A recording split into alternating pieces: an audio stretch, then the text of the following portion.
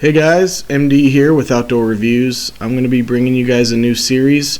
It's going to be making a 72-inch belt sander out of an old broken down treadmill that I got for free from someone that was just throwing it away.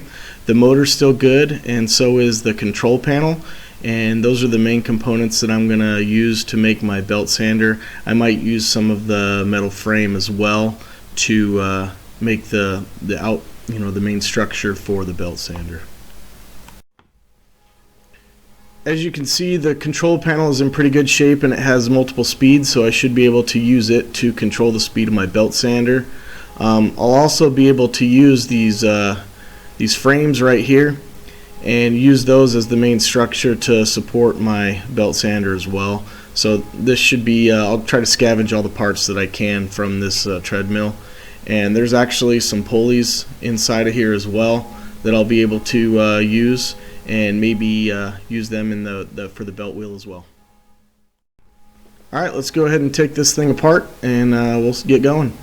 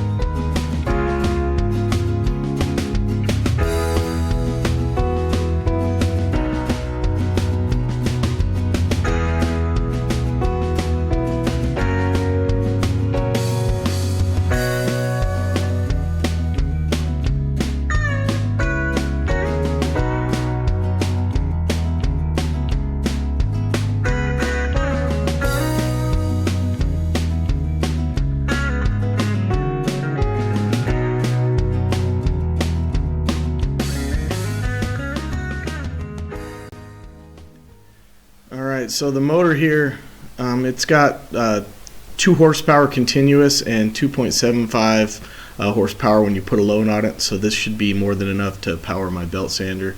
The terminal boards seem good, everything looks like it's in good working order. Let's go ahead and use this. I'll even be able to disconnect this and use these on and off switches as well.